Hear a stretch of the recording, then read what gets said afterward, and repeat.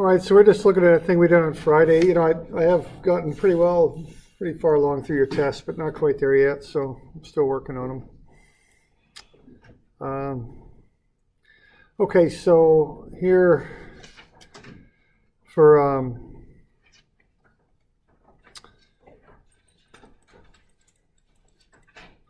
there we go. So on Friday we went over this thing. It's available online too. It's the ramp handout, I think, or something like that. There's two of them, two PDFs in Moodle.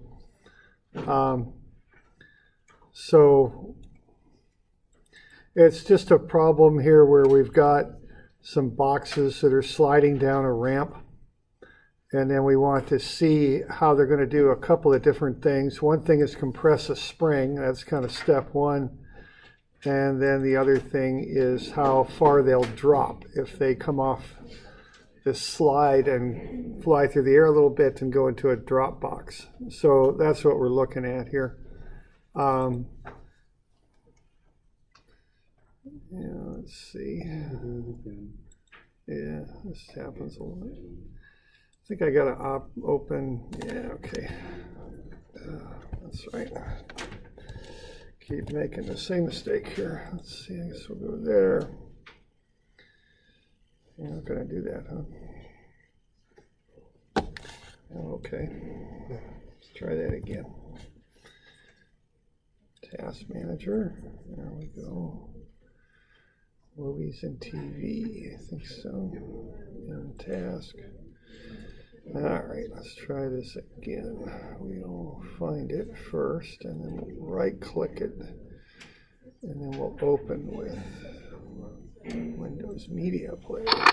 There we go. So this thing's just going to slide down a ramp, and then or down a slide, and compress a spring. So we want to figure out some things about this system. The constraints that we have is the spring can only compress 3 feet, I think it is. So that can only compress in 3 feet. So we want to design the system such that it'll only do that, all right? So that's the first thing you want to do. Now what you're given there are different slide materials and then different spring compression or coefficients. Okay, so the possible mu's for the slide are 0.1 and 0.2, and the possible spring constants are 50, 100, and 150. So what I'd like you to do is to analyze each combination, so there'll be 6 combinations total, and then based on that come up with what the compression is on the spring for each one of those. All right, so what we did in class is we worked on generating the equation. And then once we, the general equation that included mu, k, and s that would allow us to predict that, then we plug in the values. And then on the back there, or on the second page if you're on Moodle, I wanted you to use MATLAB or Excel to program this just a little bit and plug in the different values of mu and k as shown there, the 6 possible combinations, and come up with the spring constant, or excuse me, with the compression. Okay, so we okay with that? Any questions on that bit? Okay.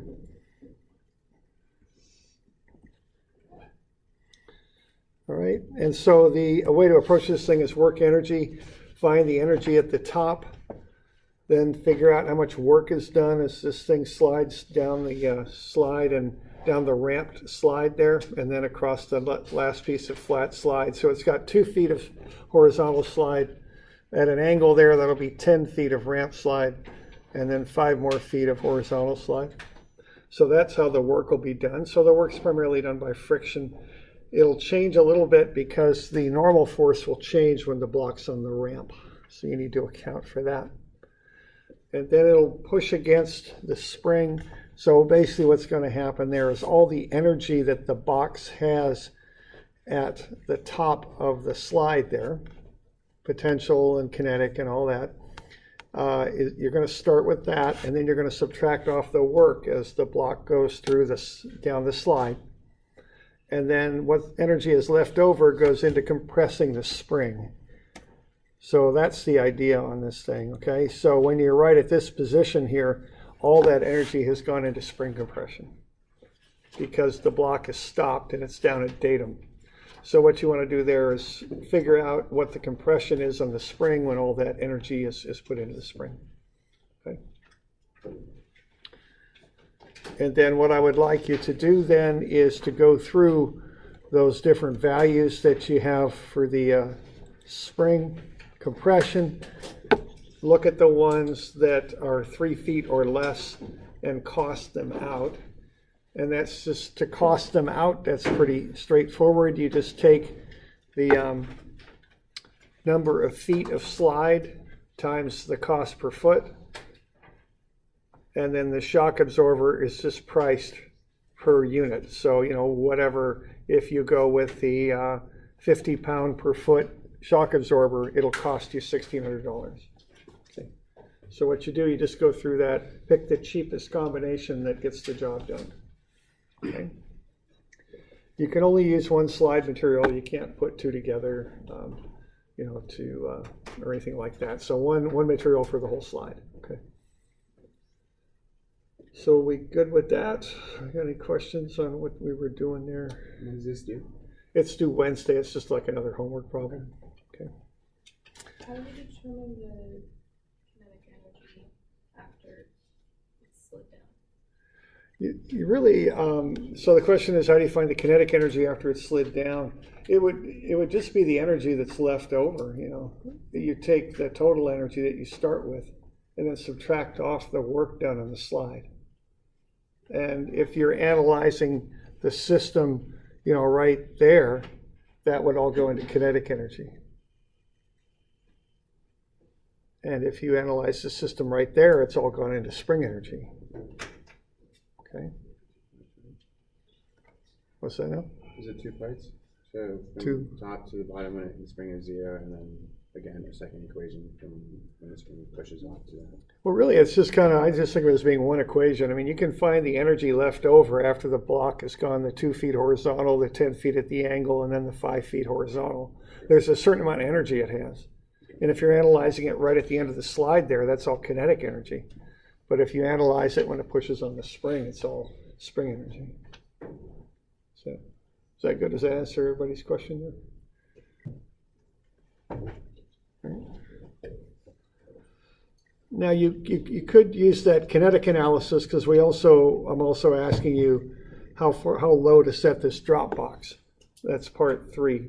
So part 1 is to find the cost of the cheapest solution with a spring.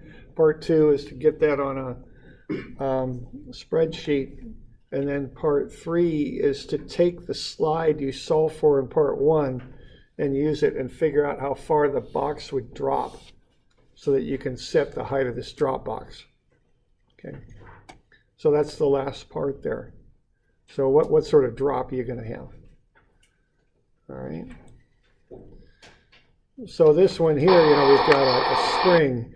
And then what we would do would be to take the slide we chose for that one and replace it with just a drop box instead. And then see how far down to set the box, so that box, or how far down to set the drop box, so that package will just go right into it. So we're looking at that level right there. How low to set that is what we're looking at, okay?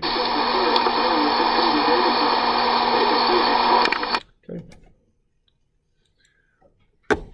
So we got any questions on it so far? It's another homework problem, so you know if you have questions, I'll take them tomorrow too, of course. But just to make sure. Yeah, question. If you're doing this in real life, you really have to account for like the big change, the sharp change in angle at the bottom of the ramp. Yeah.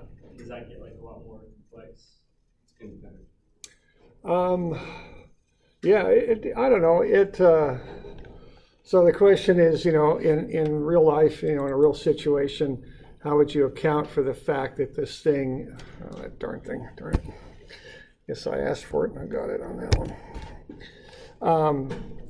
Yeah, how would you account for the fact, there's a couple things that would happen here. You'd have to look at the dimensions of the box, and you'd have to, and task, let's see, let's pick one. That one, here we go. So what you'd have to do there would be to, yeah, you'd have to account for the fact the box might catch a little bit of air when it goes off right here. So it might catch a bit of air, and you may not have some, some contact there that would actually, so you wouldn't have quite as much work done as you might expect, but you'd also have air resistance. Also, when you went down this angle here, you're probably not going to get full contact there either. None of these systems is perfect. I mean, to me, that's just going to get rolled into all the other things you don't know about. The air resistance, the fact that, yeah, you can say that the slide has a coefficient of friction of 0.1 or 0.2, but what's the plus or minus tolerance on that? I mean, it's not exactly 0.1 or 0.2, et cetera, et cetera. So all those things are kind of going to get rolled up into some of the things you don't know. So really, whenever you design anything, you're designing it for a window. You can get quite technical on that and get into like GD&T with mechanical engineering and dimensioning parts, which is geometric dimensioning and tolerancing, where you can't cut anything exactly right, so there's always this tolerance on things. Or, you can get really technical like that, or you could get less technical and just throw a safety factor at it. I mean, again, I keep saying that, but it's true. I mean, especially, I'm a civil engineer, and if you're looking at a dirt, you can't honestly say the exact force that exact pressure that dirt can handle before it collapses. You got to just throw a safety factor at it. It's the only way you can do it. And as you get into mechanical engineering, you can be more precise, but still you've got safety factors. Electrical engineering probably is the most precise that I know. So, it's just kind of how it is. I mean, I knew a guy, a graduate. He worked for a company that made winches for four-wheel trucks. To put them on the front bumper. And their testing protocol was just to put the winch on the truck and just pull every dang which way they could think of and see if anything happened. I mean, that was, well, what are they going to do? I mean, I mean, honestly, how could you possibly anticipate every force that would come from, especially if something like that, people four-wheeling and using their winch to do different things. So yeah, I don't know, you learn all these tools, but I think it's important too to know the limitations of them. Okay. I don't know if that answers your question or not. Yeah, okay. All right.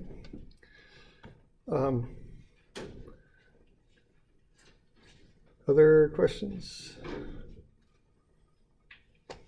I do remember a friend of mine telling me once, if it doesn't look too bad, I go 1/2-inch steel bars at a meter. And if it looks bad, I go 3/4-inch steel bars at 1/2 meter spacing. But don't quote me, is what he said. So that was his detailed design technique for building things, reinforcing steel. So, okay, and it worked. I don't think any of his stuff fell down, so it was fine. Okay. Other questions? We good with that? We'll cover it tomorrow more if we need to. Okay. All right. All right, so that's work energy. So that's method number 2. There's one other method that we'll get into, and that's momentum and impulse. Okay. So let's have a look at, we'll start in on that.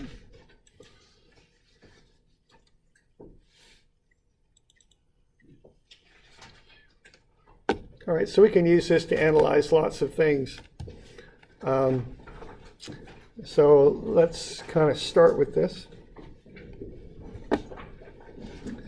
All right, now the basic derivation of this stuff comes from F equals ma.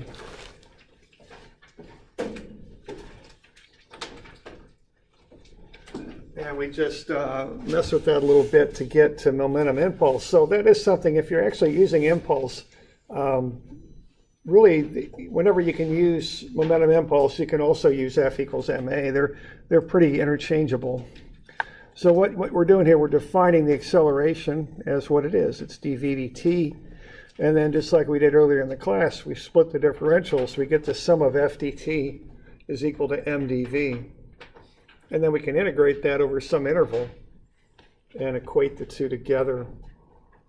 Now, if the mass doesn't change, which is often the case if you're dealing with solid objects, if you're dealing with fluids and jet fuel and stuff like that, well, the mass does change. But generally speaking, if you're just looking at solid objects, it doesn't. So that's just a constant. So MdV integrates out as MV. Plug it in the limits, you get MV2 minus MV1. You can bring the MV to the other side of the equation. And then add, so that's called the momentum. So mass times velocity is momentum. If you start with your initial momentum and add what you call the impulse, which is the sum of the force times the time over which it acts. That's the impulse. Add that to your initial momentum, you get your final momentum. Okay, so that's the basic equation that you start with on this stuff. Okay. Question on that? We're good. We're doing all right. Now, the units on this stuff are a little funny. MV is kilogram meter per second if we're in metrics. That equals impulse, which is force times time. So force times time is newtons per second. But what a newton is a kilogram meter per second squared. So force times time is a kilogram meter per second squared times seconds. That's a kilogram meter per second. That equals MV, which is a kilogram meter per second. So I don't know as you need to remember all that. What you need to remember is it is important to use standard units when you're doing this stuff. So if you're using Newton, meters, seconds, and kilograms, or pounds, feet, slugs, and seconds there, it'll work, okay? The units will come out. They don't look like it unless you mess around with them a little bit, but they do. And so it's not like you need to do this every time you work through one of these. Just realize if you use standard units, you're good, okay? And I guess that would apply also to what's the other standard units? What, grams and seconds and, is there one? Centimeters or something? I don't use it much because the stuff I do, I don't use it, but isn't there another set of standard units and metrics that all kind of come out in the wash? But maybe I'm wrong, so I don't know. Okay, never mind. Just go to the standard ones, okay? There might have been something they use for little stuff, like in science and stuff, but I don't know. I don't do that, so I don't know. Okay. All right, so there's momentum right there, okay? And that they even handed out these rulers. Trains can't stop quickly, never walk or ride around a highway rail crossing gate, okay? And the reason is it takes a heck of a set of brakes to stop one of those, okay? And, that's why if you're around a semi-truck, I give a semi-truck a heck of a lot more room on the highway than I do a little sports car. And the reason is the semi-truck just can't be stopped that fast because it has such a huge mass. And what you're really looking at there is the momentum, MV, okay? And I remember this real directly because I worked on a farm a long, long time ago. We had a flatbed truck that had no brakes. And the boss's daughter had just there was right when those little Japanese cars had come out. Little Honda Civics. So this is quite a long time ago. They were like 1,200 cc's, those little screamers things. They had pistons about that big around. And I was heading right for that brand new car of hers, and I hit the brakes, and of course they didn't work. And I was just going so slow in that big truck, but it just wasn't going to stop, and I knew I was in trouble. And of course, luckily I had a little bit of time to think about it, so the obvious thing to do was to keep it in gear and just hit the ignition, and I kind of lurched to a stop, but another 3 or 4 seconds, I think I would have seen that car turn into an accordion with that big old truck. So, you get that feeling, just a large mass gets you a lot of momentum, and it's hard to stop it, okay? So that's the idea of momentum, mass times velocity.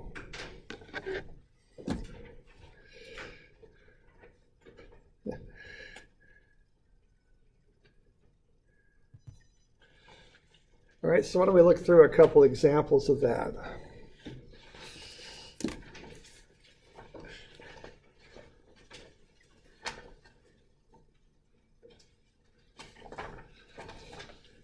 Okay, so this is 460. So let's take a 50 Newton block sliding up the 30-degree incline, 8 meters per second. Incline is smooth. Let's see how long it takes until the block stops, okay? So, all right, so what I did there, I did the trigonometry, which, so what's this angle down here? Is this 30 down here? Okay. So which component acts which way? Which way does the 25 go and which way does the 43 go? Yeah, right, okay.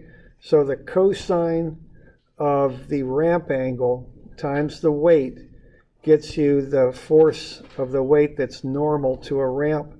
The sine of the ramp angle times the weight gets you the component of the weight down the ramp. So that would be 25 newtons, and that would be 43.3 newtons, okay? So that's how that would work.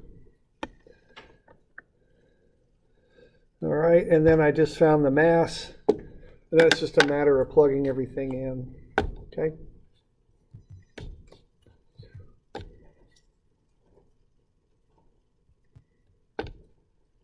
So as I had up already, we don't need to worry about the units on this, they'll just come out. So we're going to have 5.1 kilograms times 8 meters per second minus, because that what's causing the impulse is the component of the weight down the ramp. That's 25 newtons. Now that's a constant. So even though we've got this integral sign in here, we don't need to do any calculus on this one, really. We're just taking the constant force times the time. That'll be minus because it's opposing the motion. So the block's going up the ramp, but the impulse is going down the ramp. So that's negative. And that'll equal 5.1 kilograms times 0. Okay. Now keep in mind that this stuff's a little different than work energy.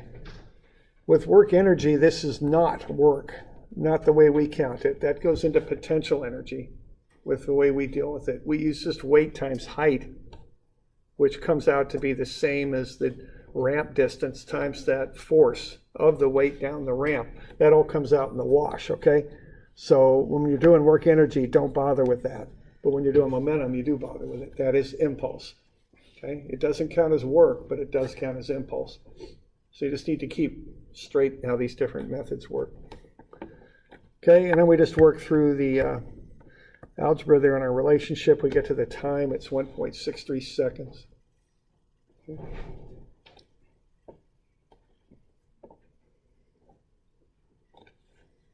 You okay with that? Questions? All right.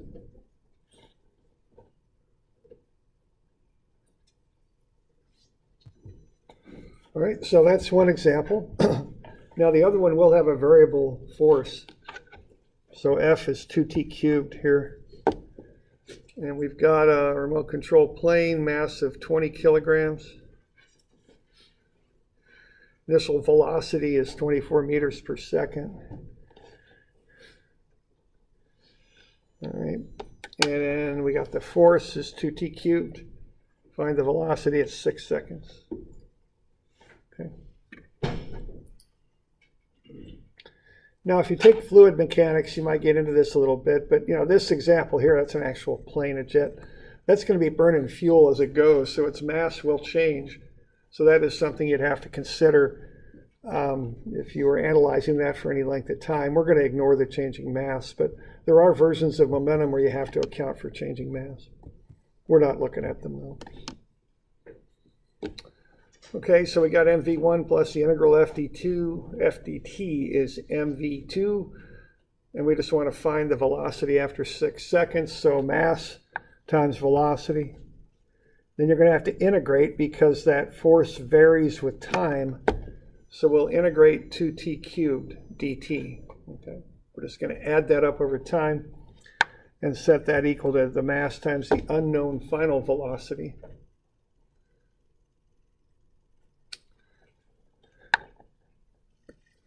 And then it's just a matter of working through that.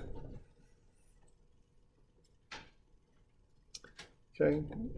And again, don't worry about the units, as long as you're in standard units, newtons, meters, kilograms and seconds, or pounds, slugs, seconds, and feet, you're fine, okay? It'll all come out in the wash. So we just run through that, evaluate the integral. Integral of 2t cubed is t to the 4 over 2.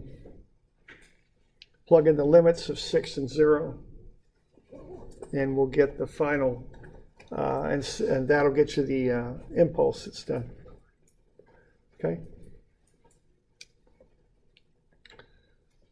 So that's just some work impulse type, momentum impulse. Now notice that you could do it with momentum impulse. You also could plug in the force, find the acceleration, and then do v equals v0 plus at and find the final velocity. So I don't see any particular advantage on these of using this method or the F equals ma method. They're the same. Really, none's quicker or easier than the other. They seem pretty much the same to me. Okay.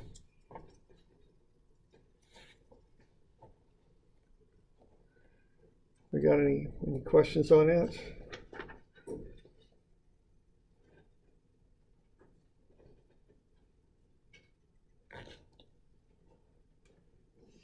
Okay.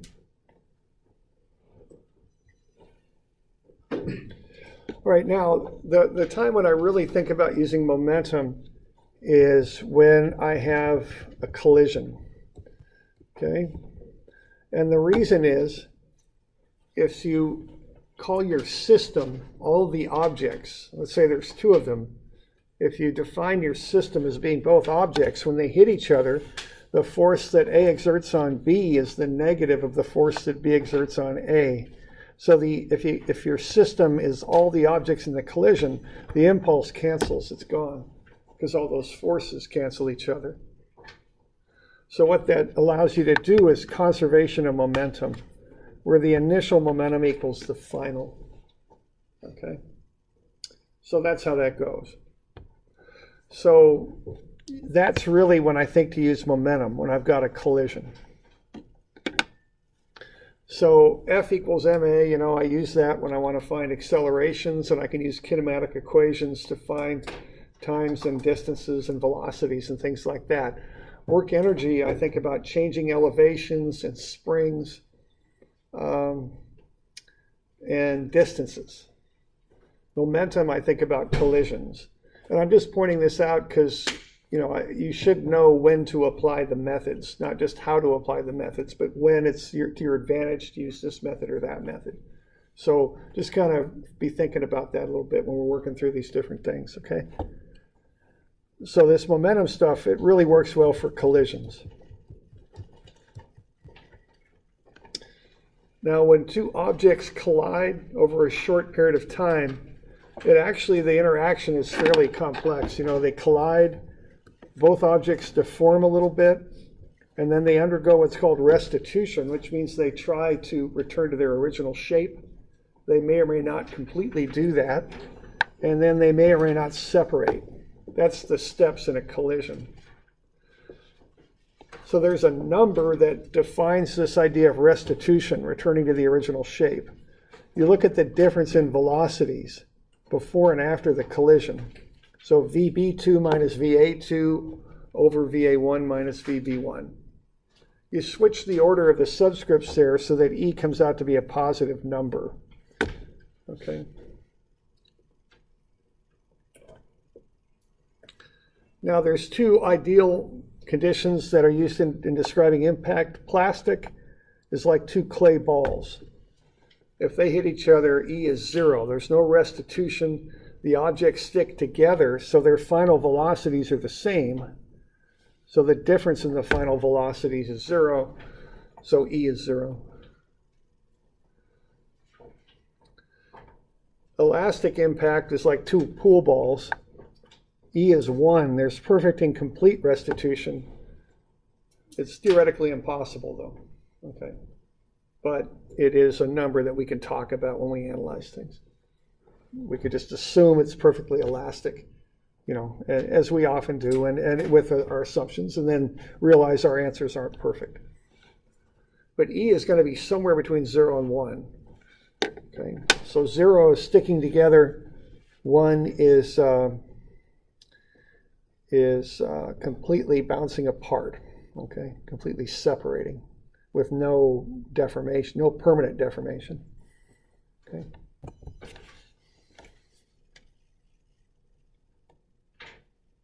All right. What do we got here? Observation. All right, so here's momentum with an elasticity of 0. Okay. Where is that thing? There it is. Coefficient of restitution, otherwise known as elasticity, equals 0. So here it is at 0. So they just stick together and they move with the same velocity. Okay. So that's E of 0. E of 1 will be a very different story. So I've got the same initial conditions, but now I've just gone into this program and I set the Coefficient restitution of restitution, to be 1. otherwise known as elasticity, equals 1. So that larger object really dominates the smaller one and just kind of knocks it out. So now notice the larger object does rebound a little bit. Okay, so, but all the same, they separate immediately. That's the idea. Coefficient of restitution, otherwise known as elasticity, equals 1.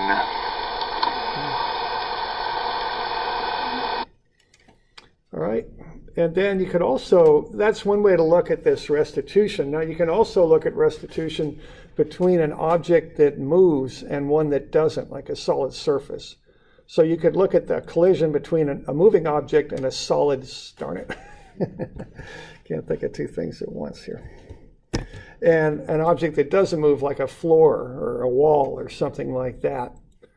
Okay, so so let's have a look at that real quick. So here's this bouncing objects on a floor. And again, we've got E equals 0 and E equals 1 for the two examples. Coefficient of restitution, otherwise known as elasticity, is 1 on the left and 0 on the right. Okay, 1 on the left, 0 on the right. Okay. So not much going on the right because it just sticks. But the one on the left is actually going to bounce. Coefficient of restitution, otherwise known as elasticity, is 1 on the left and 0 on the right. Okay. So that's just this number and how it's defined. So you can use it both for two objects that move and collide or one object bouncing off of a solid surface. Okay.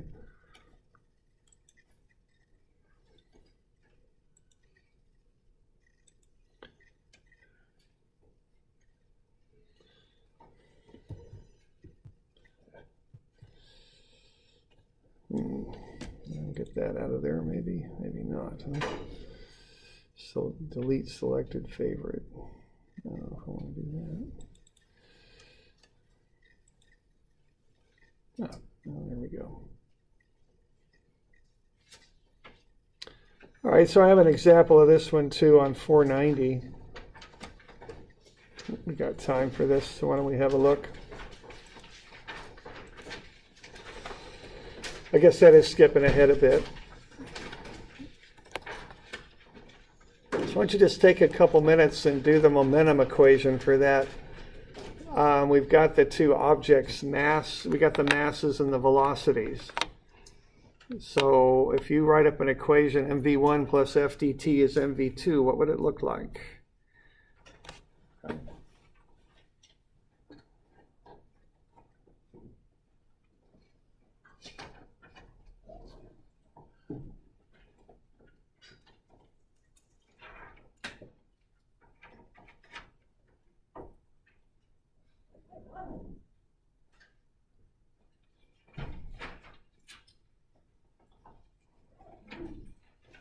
Take a minute there and see what you get.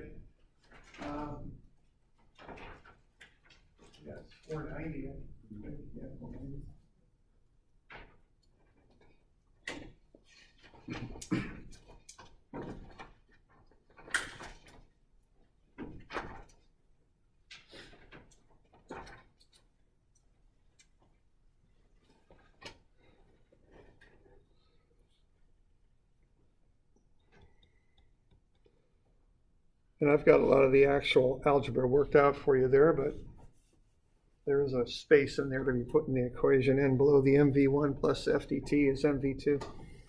There's just a couple little important points I want to get to on this stuff.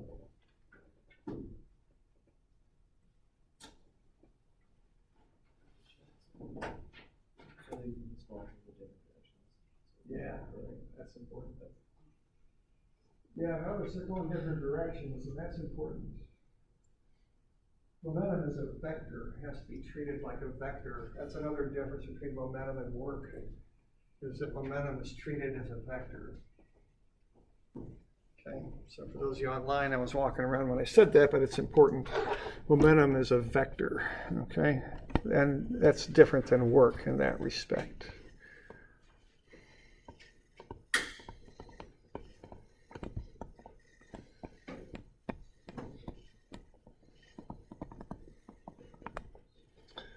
Okay.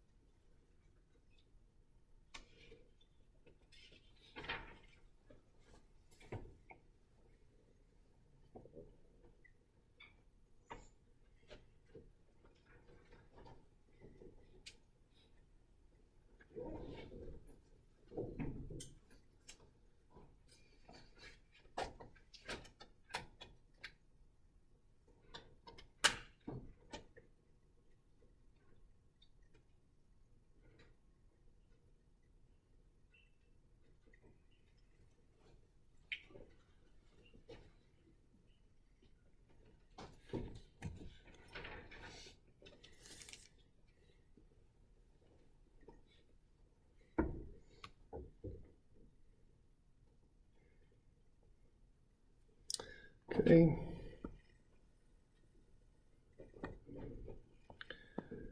Probably want to call your system both objects, eh? So I do that. So what happens to FTT when you do that? Zeroes out, because the force of A on B is the exact negative of the force of B on A. So that impulse zeroes out when you're doing collisions. Collisions can also, when I think of a collision, I think of something at fairly high velocities, but even slow velocity impacts, or even not even impacts, just interactions between two objects, you can use momentum for. So that'll zero out. And then the other important thing there is watch the signs, because they're moving opposite directions. So, that's what I mean by momentum as a vector. You have to consider direction. Okay, so that's another very important thing here. So I would call, to the right positive, as we usually do, and then you can put together an expression, okay?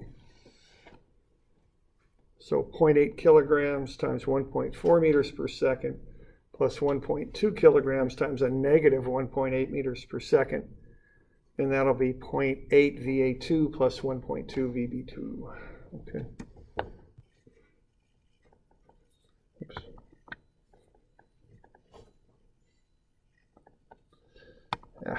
No, that's VB2. Okay. And then I worked out the rest of the calcs or below. We okay with that equation there? Okay, so the impulse zeroed out, and then you do have to account for the signs, the difference in signs there on the A and B on the left. In separate equations? Can you do them in separate equations? You could, but I don't know, does it get you too much? I mean, because you're going to end up with another variable, that FDT, that would, if you do them as separate. Now, you could equate FDT to FDT, they'll be the negatives of each other, but that would get you right back to the, FDT cancels out part. So I don't know if it would get you much to do it that way. The whole, or one of the advantages of this method is you can ignore the impulse because it's all inside the system. Okay. All right. All right, now the other thing going on here is we've got E is 0.5. All right. So if E, which is that coefficient of restitution, is 0.5, what you do with that would be to write another equation with that. Keep in mind what the definition of E is. I think I've got it right there for you. So you could plug that in. And once again, you got to watch signs because these things are handled as vectors. So E is VB2 minus VA2 over VA1 minus VB1. And so VB2 minus VA2 over VA1 minus VB1, you just plug in. And, you know, just be a little careful there. VB2 and VA2 are unknowns. But yeah, why don't you just go ahead and do that. You've got 0.5. That's what E is. And then VB2 minus VA2, those are just unknowns. You don't know what those are yet. So you just plug them in as shown, but what's the bottom of that thing going to look like?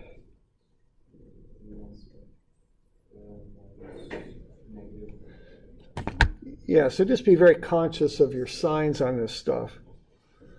Okay, 1.4, and minus is part of the equation, you know, it's just part of the formula. And then what you've got there for VB1 is negative 1.8. So that's what that equation would look like. So you're going to have the negative of a negative. So it's 1.4 plus 1.8, it's 3.2. Okay. And then the rest of it, I just worked it out there. So multiply through by 3.2, you get 1.6 is VB2 minus VA2. And then solve for VA2, it's VB2 minus 1.6. And then you can equate this expression and that expression together. Solve for VB2, it's 0.12 positive. Plug that in for VB2 below, and you'll get VA2 is negative 1.48. So after this collision, VB2 is to the right, VA2 is to the left.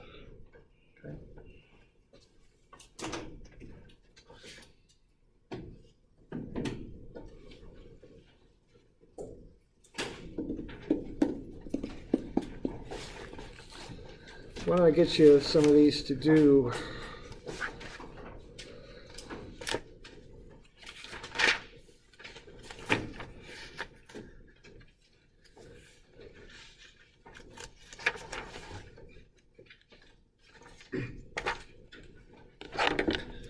So how about 231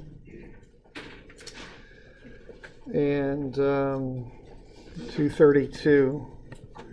And those will be due this Wednesday, which is the 7th, I think.